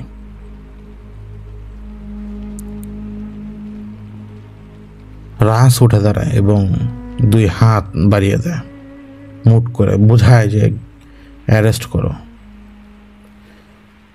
ওই লোকটা হঠাৎ পড়ে যায় এবং আমি দেখলাম যে একটা ছায়া বের হয়ে গেছে, একেবারে জানালা দিয়ে বাইরে বের হয়ে গেছে। এবং সাথে সাথে দেখুন তারা আমাকে বলল যে গার্ডরা কমান্ডারকে ঘিরে রেখেছে। আমি আমির সাহেবকে বললাম যে এই লোকের সুস্থ হতে কতক্ষণ সময় লাগতে পারে, যিনি এই মুহূর্তে বেহুশ, যার শরীরের মধ্যে সে বসেছিল। তা আমির সাহেব বললেন যে ওর উপরে অনেকদিন ছিল, আশা মনে হয় না 24 থেকে 36 ঘন্টার মধ্যে জ্ঞান ফিরবে। এইভাবে অজ্ঞান অবস্থা থাকবে হয়তো আগামী 2 দিন, তারপরে জ্ঞান ফিরবে। তখন আমি চেয়ার থেকে উঠে বললাম যে আমাকে এখান থেকে বের হতে হবে, রাত অনেক হয়ে গেছে, বাড়িতে ফিরতে হবে। তো আমি যখন ওই ফ্যাক্টরি থেকে বের হলাম এবং হেঁটে আসছি, আমি আমির সাহেবের অপেক্ষা করিনি, দিগন্ত তারার অপেক্ষা করিনি। আমি নর্মালি হেঁটে মেইন রোডের দিকে আসতে যাচ্ছিলাম, কিন্তু আমি বুঝতে পারলাম যে আমার চারপাশে লোকজন, আমি চোখে দেখছি না, কিন্তু আমার অন্তরের চোখ তাদেরকে দেখছে। আমি তাদের মাঝখান দিয়ে হাঁটছি। তখন আকাশে চাঁদ ছিল, ছোট, ডোবার মতো সময় তখন চাঁদের। আমি মেইন রোডে উঠে দাঁড়িয়ে রইলাম, অপেক্ষায় থাকলাম দিগন্তের তারার। এটুকু বুঝতে পারলাম যে রাজকে ওরা এখান থেকে নিয়ে চলে গেছে। আমি অপেক্ষা করছিলাম, প্রায় 1 ঘন্টা চলে গেছে। ওই চাঁদ তো তখন নিচের দিকে নেমে যাবার সময় পৌঁছে গেছে। আমি সাহেব আমার পাশেই, কিন্তু একটু দূরে দাঁড়ানো, এবং একটু দূরে দাঁড়ানোর কারণে আমি বুঝতে পারলাম যে দিগন্তে তারা এখন আসবে। আমি দেখলাম যে একটা জোনাকি টিপ টিপ করে উঠতে উঠতে এসে আমার ডান কাঁধের ওপর এসে বসলো, এবং আমি একটা বাতাসের ঝলক পাই পেছন থেকে আসা, আমার ডান দিকের কোণ, মানে পেছনে ডান দিকের কোণ থেকে। তো আমি ঘুরে তাকানোর পর আমি দেখতে পাই দিগন্তে তারা দাঁড়ানো, সেই চিরচেনা রূপ না, একটু দূরে দাঁড়িয়ে আছে দিগন্তে তারা। আমার দেখে মনে পড়লো সেই রাতের কথা, যে রাতে দিগন্তের তারা বলেছিল যে সে এখন একটু বিদায় নেবে, কিন্তু সে ফিরে আসবে। সে আমাকে দূরে দিগন্তের রেখায় থাকা একটা তারা দেখিয়ে আমাকে বলেছিল, ওটা হচ্ছে আমি, ওই দূর দিগন্তের তারা। ওই তারাকে দেখে আমার কথা মনে করো, আমি চলে আসব। ওরকমই মনে হচ্ছিল আমার। বর্ষা হাতে দাঁড়ানো আমার পরওয়ানাদার, যার হাতে এখন সব কিছু ঠিক করার জিম্মা।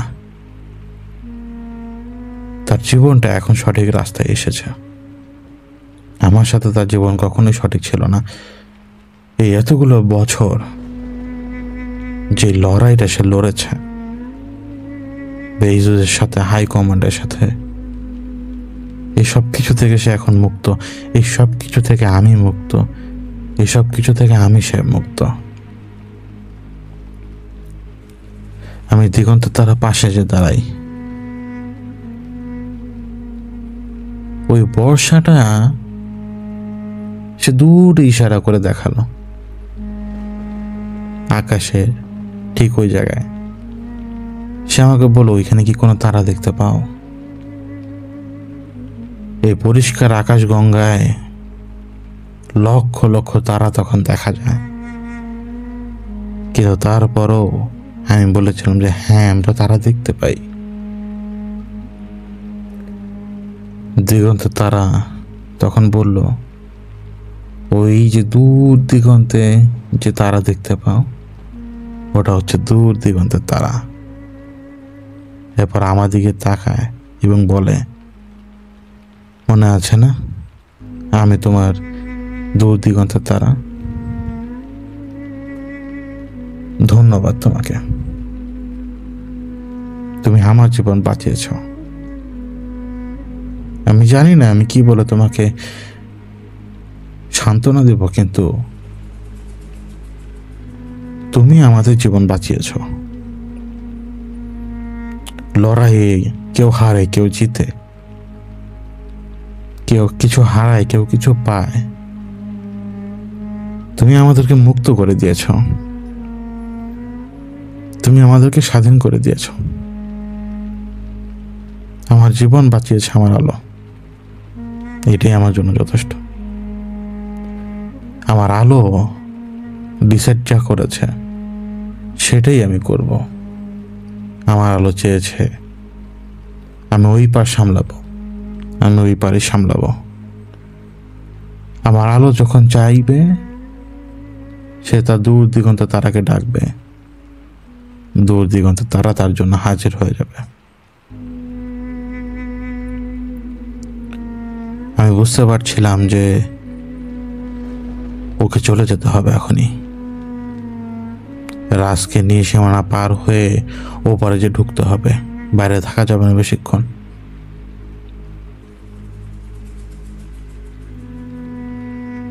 সে আমাকে স্পর্শ করতে পারছে না, কারণ তার হাতে বর্ষা। আমিও তাকে স্পর্শ করতে চাইনি। আমি তার দিকে তাকিয়ে বললাম, থ্যাংক ইউ। তারপরে সে বুঝতে পারলাম যে সে চলে যাবে এখন, এবং সে বলল, মনে আছে না, আমি তোমার দূর দিগন্তের তারা। আমি মাথা নিচু করেছিলাম শুধুমাত্র তখন, আর উত্তর দিয়েছিলাম হ্যাঁ। পরওয়ানাদার এখন ওপারে চলে যাবে, অনেক কাজ তার হাতে এখন, অনেক।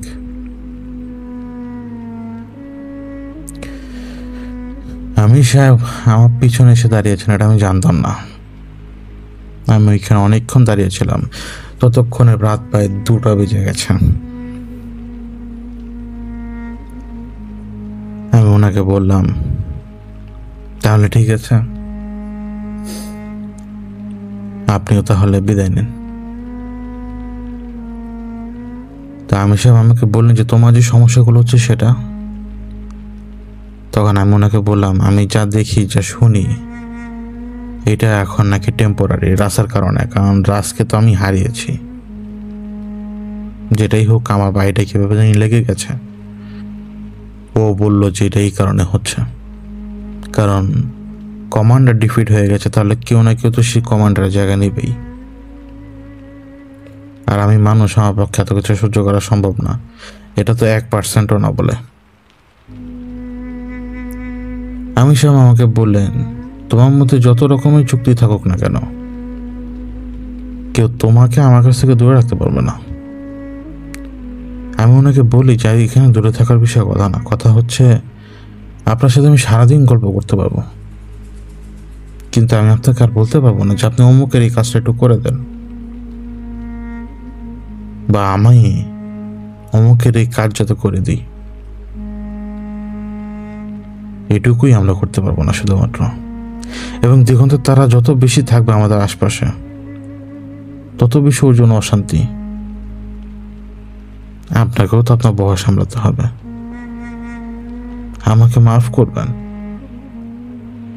আমার জন্য আপনি অনেক কিছু হারিয়েছেন। উনি আমার মাথায় হাত বুলিয়ে বলল, ছেলেরা ভুল করবেই,